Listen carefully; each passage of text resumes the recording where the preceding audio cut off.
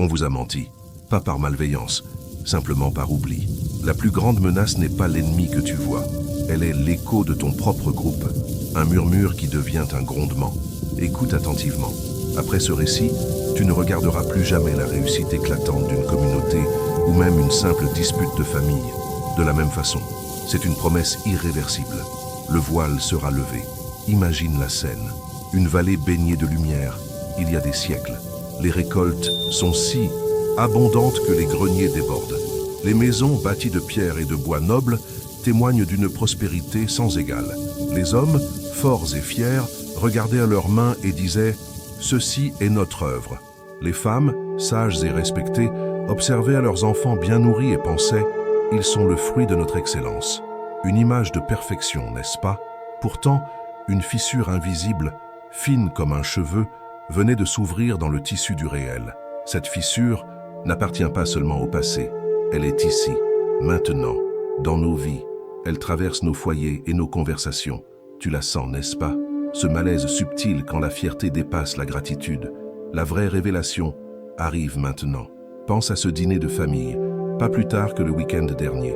L'appartement est impeccable, un havre de paix gagné à la sueur du front des parents.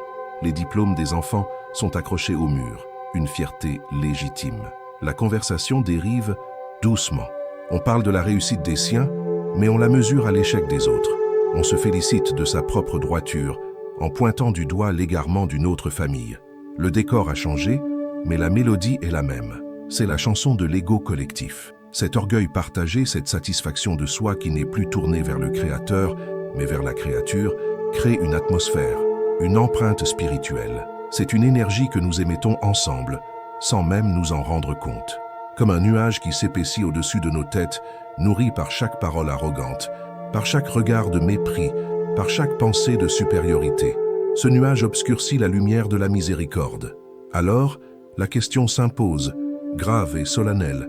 Une communauté entière peut-elle être hantée, pas par les fantômes des contes pour enfants?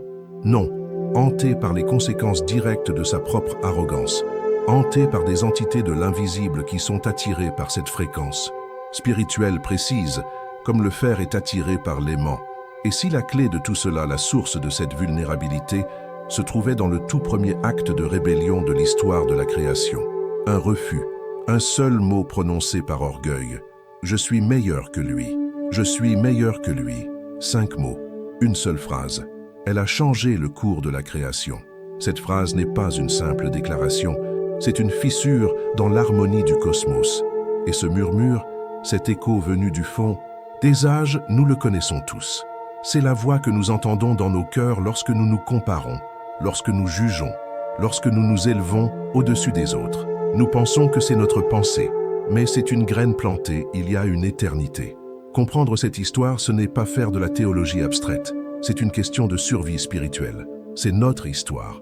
Elle explique pourquoi la sérénité quitte parfois nos foyers sans crier gare, comme un invité qui s'en va sans dire au revoir. Elle révèle la cause de ces tensions inexplicables, de cette tristesse latente qui peut miner une famille, une communauté, pourtant bâtie sur l'amour et le travail acharné. Elle touche à notre honneur, car l'honneur véritable d'un croyant ne se mesure pas à ses biens ou à sa lignée, mais à son humilité devant le Créateur. Voilà la promesse de notre voyage ensemble. Au début de ce récit, tu es peut-être comme une maison aux portes ouvertes, une belle maison solide, mais vulnérable aux vents mauvais et aux visiteurs indésirables qui s'invitent sans frapper. À la fin de notre discussion, tu ne seras plus seulement l'habitant, tu seras le gardien. Tu deviendras le gardien de ton propre cœur, le gardien de ton foyer. Tu sauras reconnaître le souffle glacial de l'orgueil avant qu'il ne devienne une tempête. Tu sauras comment, par des gestes simples et des paroles sincères, verrouiller les portes spirituelles qui protègent les tiens. C'est la transformation que je te propose. Passer de la feuille emportée par le vent au rocher inébranlable sur lequel la communauté peut s'appuyer. Une forteresse de quiétude.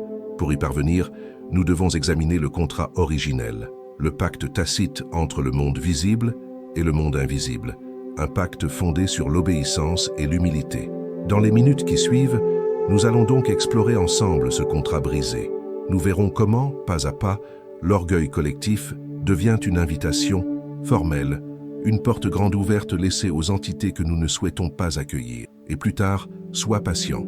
Je te partagerai les clés précises, les paroles et les actes qui reforment ce bouclier protecteur autour de toi et de ta famille. Mais la vraie révélation se cache dans le mécanisme lui-même. Avant d'aller plus loin, un point est essentiel, une marque de respect pour le sujet que nous traitons. Nous allons toucher à des sujets délicats qui concernent le ghaib, l'invisible. Notre approche se doit d'être d'une prudence absolue.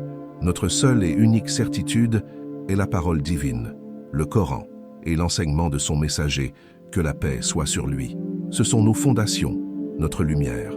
Tout le reste, les récits anciens comme ceux rapportés par Ibn Kathir ou tirés des histoires des prophètes, nous les aborderons comme ce qu'ils sont, des illustrations pour l'âme, des histoires pour méditer, et non comme des vérités dogmatiques. Nous séparerons toujours ce qui est révélation de ce qui est commentaire.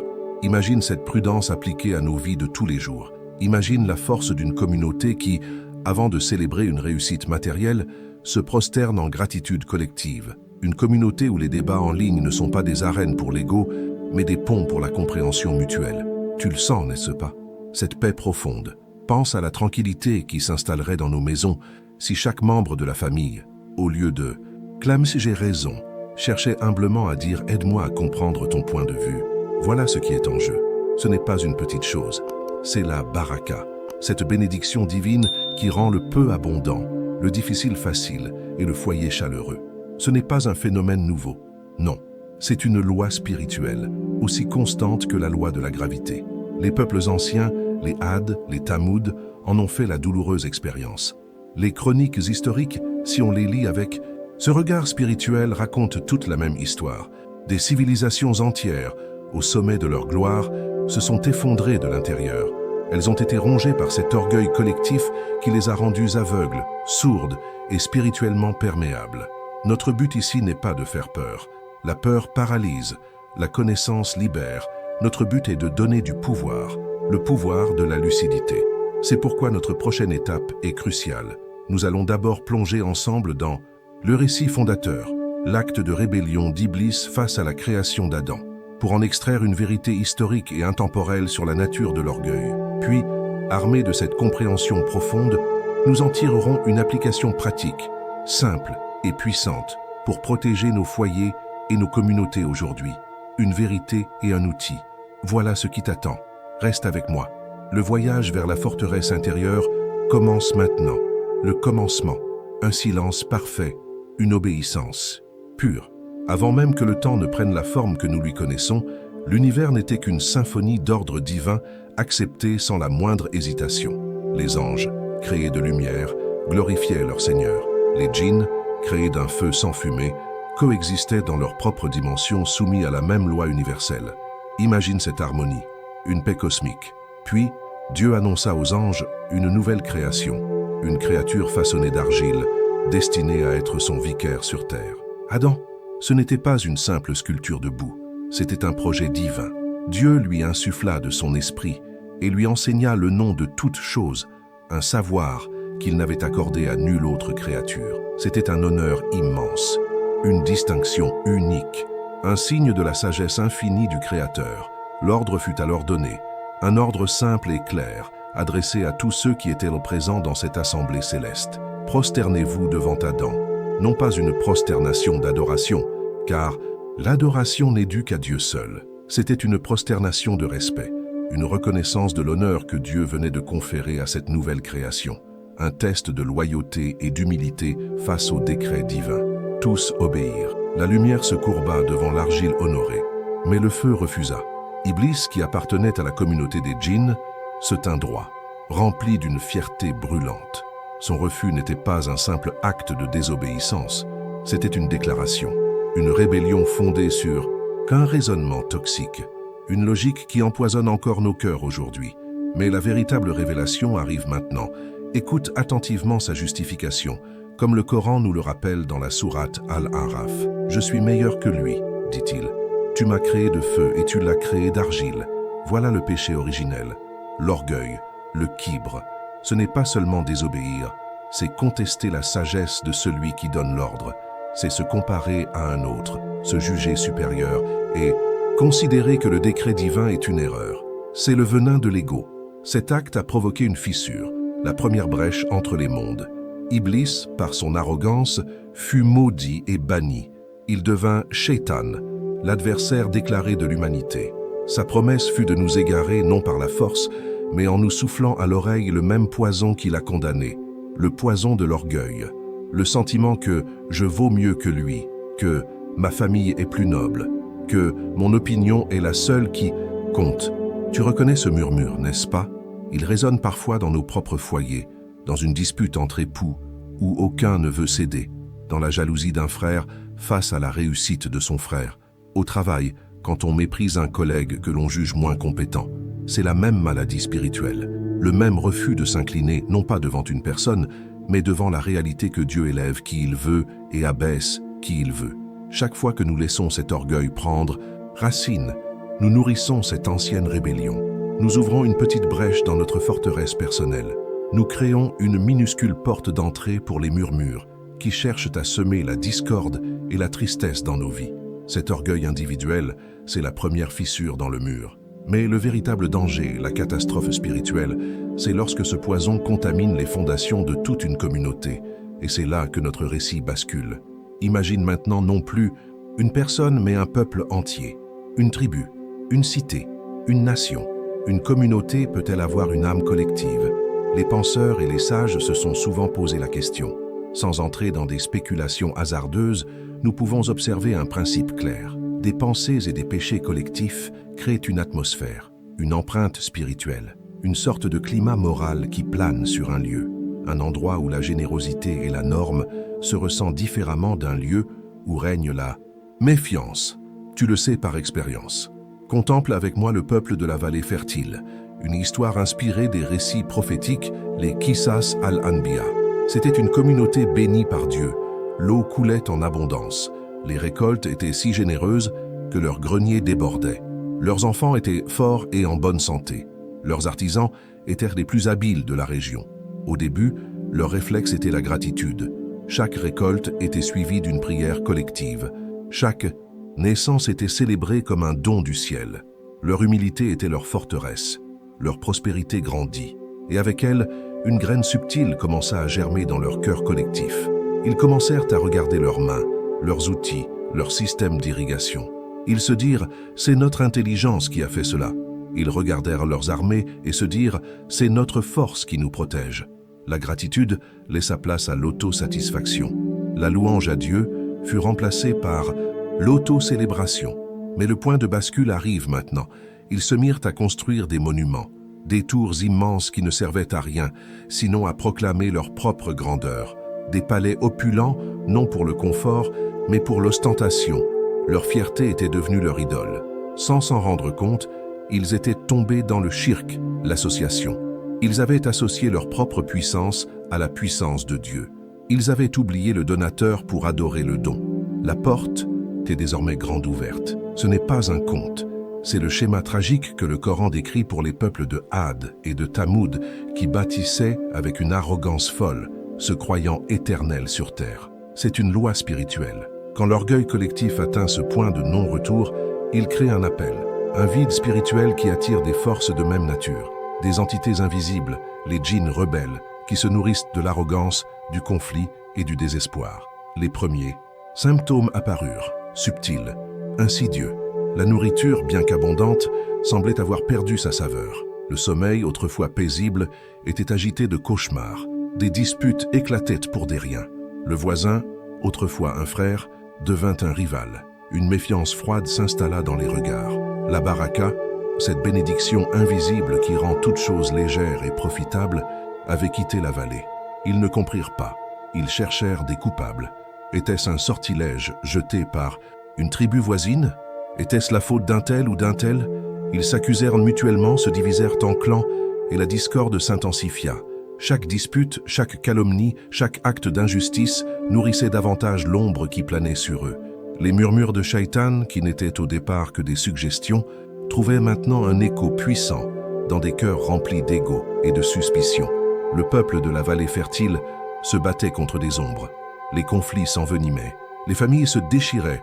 La joie avait déserté leur foyer. Ils étaient devenus les instruments de leur propre destruction, manipulés par des forces qu'ils avaient eux-mêmes invitées par leur arrogance. Ils étaient devenus une communauté hantée, non par les esprits des morts, mais par les conséquences vivantes de leur propre orgueil. Leur richesse était encore là. Leurs monuments se dressaient toujours fièrement vers le ciel. Mais à l'intérieur, tout n'était que ruine et désolation. Un vide spirituel immense. Ils avaient tout ce que l'œil pouvait voir, mais ils avaient perdu l'essentiel, la paix du cœur et l'unité de la communauté. Ils étaient devenus un exemple, un avertissement qui traverse les âges. Le peuple de la vallée avait tout pour lui. Mais le moment où ils ont compris à qui ils avaient invité en s'oubliant eux-mêmes est la partie la plus effrayante de l'histoire et la plus instructive. Ils cherchaient des ennemis à l'extérieur, sans comprendre que la porte, c'est eux-mêmes qui l'avaient ouverte. Et maintenant, nous allons découvrir ensemble comment la refermer. Car cette porte, que l'on soit un individu, une famille ou une communauté, ne se ferme qu'avec une seule clé, la clé de l'humilité. La clé de l'humilité. Ces mots résonnent simplement, mais ne t'y trompe pas. L'humilité n'est pas la faiblesse, ce n'est pas la honte de soi. L'humilité est la lucidité. C'est le courage de voir la réalité telle qu'elle est. Chaque battement de notre cœur, chaque souffle, chaque réussite, chaque idée brillante ne vient pas de nous. C'est un don, un prêt infiniment généreux du Créateur. L'orgueil est le mensonge qui nous fait croire que nous sommes les propriétaires de ce qui nous est simplement confié. L'humilité, elle, est la vérité qui nous libère de ce fardeau. C'est la première étape pour fermer la porte. Cette histoire, celle du peuple de la vallée, ce n'est pas un simple conte pour effrayer les enfants le soir. C'est un miroir tendu à travers les siècles pour que nous puissions y voir notre propre reflet. Car les portes que l'orgueil collectif ouvre ne se sont jamais refermées. Elles ont simplement changé de nom, changé d'apparence. Elles sont devenues plus subtiles, plus modernes, plus insidieuses. Imagine la scène, pas une vallée fertile, mais le défilement infini sur nos écrans. Vois cet orgueil de la réussite matérielle, l'exhibitionnisme constant de nos biens, de nos voyages, de nos maisons, comme si nous les avions bâtis de nos propres mains, sans l'aide d'Allah. Chaque j'aime, chaque commentaire admiratif est une petite brique ajoutée au monument de notre ego collectif. Et chaque brique renforce l'ouverture sur ce monde invisible que nous prétendons ne pas craindre. Pense aussi à l'orgueil intellectuel, l'arrogance dans les débats, surtout religieux, ces discussions en ligne où des communautés entières se déchirent, non pas pour chercher la vérité, mais pour prouver qu'elles ont raison. Chaque mot méprisant, chaque anathème jeté sur un frère, chaque certitude proclamée avec dédain pour l'autre, tout cela nourrit une entité sombre, faite de division et de suffisance. C'est la même porte, elle a juste un nouveau seuil numérique. Et que dire de l'orgueil des origines, du nationalisme, du tribalisme, la fierté d'être de tel pays, de telle famille, de telle ethnie, au point de mépriser les autres. C'est l'écho direct du péché d'Iblis. « Je suis meilleur que lui », a-t-il dit. Aujourd'hui, des communautés entières le murmurent. Nous sommes meilleurs qu'eux. Cet orgueil-là est un poison qui rend une communauté spirituellement malade, faible et terriblement perméable aux suggestions du malin. Regarde attentivement autour de toi. Écoute le son de notre époque. Tu le sens, n'est-ce pas? Cette tension, cette tristesse latente, cette division qui semble grandir chaque jour dans nos familles, nos quartiers, notre Oumma. Nous cherchons des causes politiques, économiques, sociales. Et elles existent, mais nous oublions la cause première, la fissure spirituelle, la porte laissée grande ouverte par notre orgueil collectif. Mais la vraie révélation arrive maintenant. Car la solution n'est pas là où on la cherche.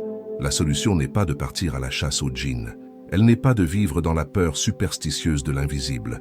Cela serait une autre forme d'orgueil, celle de croire que nous pouvons gérer ces forces par nous-mêmes. Non, la solution est plus simple, plus profonde et infiniment plus puissante. Il ne s'agit pas de combattre l'ombre, il s'agit d'allumer la lumière. Il ne s'agit pas de chasser l'intrus, mais de verrouiller sa propre maison de l'intérieur. Cette maison, c'est ton cœur, c'est ton foyer, c'est ta communauté. La première fortification, nous l'avons nommée l'humilité. C'est le fondement. C'est reconnaître que ta force, ton intelligence, tes biens, la santé de tes enfants, tout cela vient de lui. Dire « Alhamdulillah » avec une sincérité profonde n'est pas une simple formule de politesse. C'est un acte de guerre contre l'ego. C'est le premier tour de clé dans la serrure. Mais un fondement, aussi solide soit-il, a besoin de murs. Et les murs de la forteresse du croyant sont faits d'une matière indestructible, le dhikr, l'évocation d'Allah. Souviens-toi du peuple de la vallée. Leur problème a commencé quand ils se sont oubliés eux-mêmes en célébrant leur propre réussite. Ils ont oublié d'évoquer le donateur. Leur cœur est devenu vide et la nature spirituelle a horreur du vide. Ce vide, Shaitan et ses armées se sont empressés de le remplir de doutes, de peur et de discorde. Le dhikr est le contraire du vide. C'est un remplissage du cœur, de l'esprit, de la langue et même de l'atmosphère d'un lieu par le nom du Très-Haut. Quand un cœur est plein du souvenir d'Allah, il n'y a plus de place pour les murmures. Quand une maison résonne de la mention de son nom, les ombres ne peuvent y demeurer. La lumière n'a pas besoin de se battre avec les ténèbres, elle n'a qu'à être, et les ténèbres disparaissent. Le Coran nous le rappelle avec une douceur infinie dans la sourate Ar-Ra'd. N'est-ce point par l'évocation d'Allah que les cœurs se tranquillisent? La tranquillité, la sakina, c'est le bouclier le plus puissant. Une communauté dont les membres ont le cœur tranquille est une communauté impénétrable. La colère, la jalousie, la médisance, qui sont les armes préférées des djinns pour diviser les hommes, ricochent sur un cœur apaisé par le dhikr. Imagine ce foyer, le soir. Le père rentre du travail. La mère a géré la maison. Les enfants ont étudié. La journée a été dure. L'orgueil pourrait murmurer « Regarde tout ce que j'ai fait ». Mais l'humilité répond « Regarde tout ce qu'Allah m'a permis de faire ». Le père verrouille la porte d'entrée, un geste physique.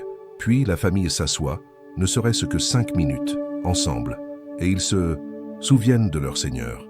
Ils verrouillent la porte spirituelle de leur foyer. À cet instant, la lumière de la maison devient plus chaude, plus dense. Elle devient une forteresse. Mais une maison seule, dans une vallée en proie aux ombres, ne suffit pas. La protection doit être collective pour répondre à une menace collective. L'islam est une religion de communauté. Notre force est dans notre unité. Et l'unité se construit sur des piliers concrets. Le premier de ces piliers, après l'humilité, est le bon comportement.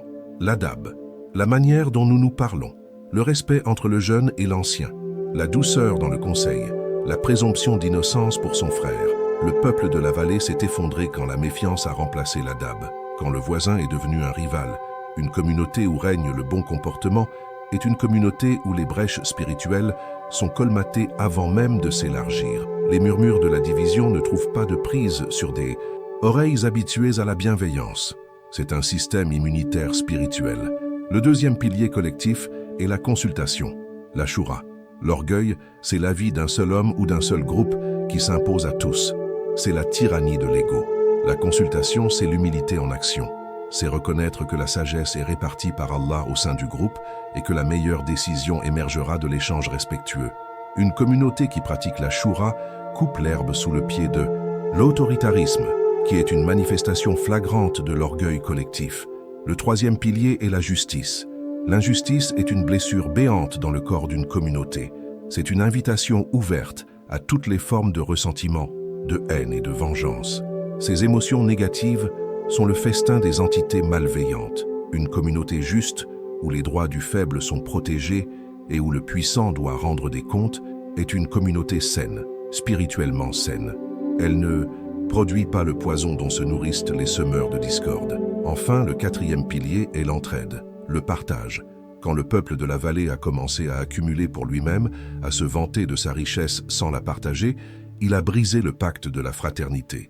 Une communauté qui prend soin de ses veuves, de ses orphelins, de ses pauvres, est une communauté qui incarne la miséricorde divine. Et il n'y a pas de forteresse plus impénétrable que celle qui est bâtie avec les briques de la miséricorde. Imagine une telle communauté. Une communauté humble dans sa réussite, constante dans son souvenir de Dieu, respectueuse dans ses échanges, juste dans ses jugements, généreuse dans son partage. Penses-tu sincèrement qu'une telle communauté pourrait être hantée? Penses-tu que les murmures de Shaitan y trouveraient le moindre écho? Impossible. Elle serait un sanctuaire, une forteresse de lumière au milieu des ténèbres de ce monde. C'est cela, la promesse. C'est cela, l'objectif. Nous avons vu le péché originel de l'orgueil. Nous avons vu son écho terrible dans l'histoire du peuple de la vallée. Nous avons vu ses symptômes modernes dans nos vies connectées. Et nous venons de découvrir les outils pour construire notre forteresse individuelle et collective. L'humilité, le dhikr, l'adab, la shura, la justice, l'entraide. Tu as maintenant les plans de la forteresse. Tu as la clé dans ta main. La question n'est plus de savoir comment se défendre. La question est, allons-nous construire? Allons-nous commencer, brique par brique, dans notre propre cœur, dans notre propre foyer, puis avec nos voisins et nos frères? La peur de l'invisible est un signe de faiblesse. La prudence active est un signe de foi. Nous ne cherchons pas à voir le monde du gaïb. Nous cherchons à nous assurer que notre monde visible est si pur, si juste et si rempli du souvenir de Dieu qu'il en devient imperméable. Maintenant, écoute attentivement. Nous avons assemblé toutes les pièces. Nous avons compris le mécanisme de la porte et la nature de la serrure. Mais il existe un seul acte collectif qui résume et surpasse tous les autres. Un acte qui transforme une communauté en une seule âme, un seul corps, la rendant absolument intouchable. C'est le saut final sur la forteresse. Et c'est ce que nous allons découvrir ensemble, dans un instant. Cet acte ultime qui scelle la forteresse n'est pas un secret ésotérique. Ce n'est pas un rituel complexe, réservé à une élite. C'est un acte que des millions d'âmes accomplissent chaque jour, souvent sans en mesurer la portée cosmique. C'est la prière, mais pas n'importe comment. C'est la prière en commun, la prière en congrégation. Et plus précisément, c'est l'instant où l'imam déclare « serrez les rangs ». Pense à cela. Dans ce simple commandement réside toute la théologie de la protection collective. Quand les croyants se tiennent debout, épaule contre épaule, pied contre pied, ils ne font pas que se préparer à un rite. Ils ferment physiquement et spirituellement les brèches. C'est un fait prophétique. Les espaces dans les rangs sont des ouvertures pour Shaitan. En se serrant les uns contre les autres, la communauté devient un mur, un seul corps, un seul rempart. L'orgueil, qui par nature isole et sépare, est anéanti par cet acte d'humilité suprême où le riche touche l'épaule du pauvre, où le savant pose son pied à côté de l'illettré, où toutes les distinctions du monde s'effacent devant la majesté du Créateur. Imagine la scène, pas dans une mosquée monumentale, mais dans une petite salle de prière de quartier. Le son de l'appel résonne, les portes s'ouvrent, un homme arrive, le front soucieux, portant le poids de sa journée de travail. Un autre entre, un jeune étudiant, l'esprit encore plein de ses lectures. Une famille s'installe discrètement. Chacun vient avec son monde, ses peines, ses espoirs. Ils sont des individus, des îles. Puis vient le moment de la prière. L'imam se tourne. Allahu Akbar. Les rangs se forment. Et là, la magie opère. Le commandement est donné. Les corps se rapprochent. Les épaules se touchent. Les pieds s'alignent. Tu le sens, n'est-ce pas? Pendant quelques instants précieux, les soucis individuels s'effacent. Il n'y a plus que la communauté. Un seul bloc solide, uni, tourné dans la même direction, murmurant les mêmes paroles sacrées. C'est la plus parfaite représentation de l'humilité collective. C'est la forteresse en action. C'est la porte qui se verrouille, non pas avec du fer, mais avec la fraternité et la foi. Mais la vraie révélation arrive maintenant. Cette prière n'est pas une fin en soi, c'est un entraînement.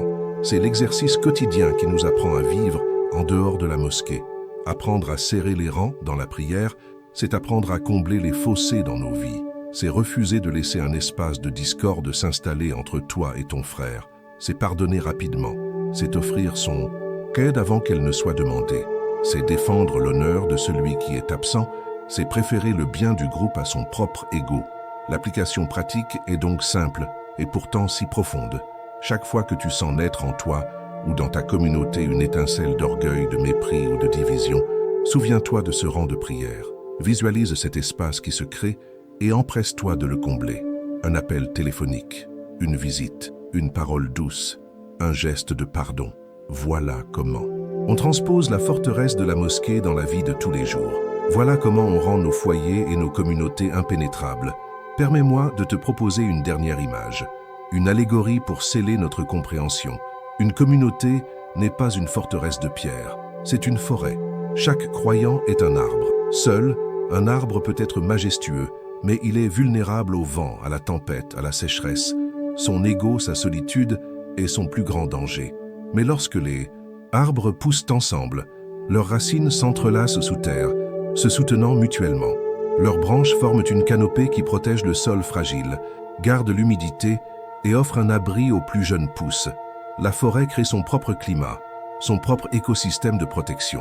Elle devient un sanctuaire. C'est cela, une communauté bâtie sur l'humilité. Ses racines sont la foi partagée. Son tronc est la prière commune. Ses branches sont l'entraide, et les murmures du vent dans ses feuilles sont le dhikr collectif, qui apaise les cœurs et éloigne toute présence indésirable.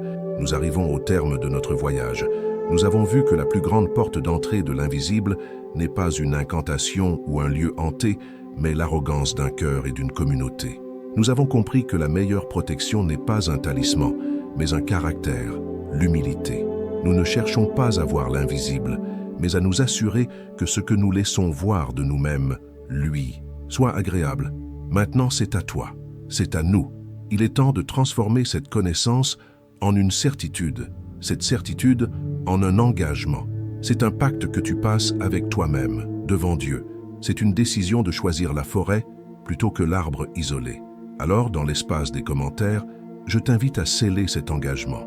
Ne partage pas une opinion, mais une déclaration, une intention qui vient du plus profond de ton être. J'écris « Mon humilité est ma protection ». Je lirai personnellement chaque commentaire, car chaque déclaration est une brique ajoutée à notre forteresse commune. Notre conversation ne s'arrête pas ici, elle ne fait que commencer. Que la paix et la sérénité soient sur toi et sur les tiens.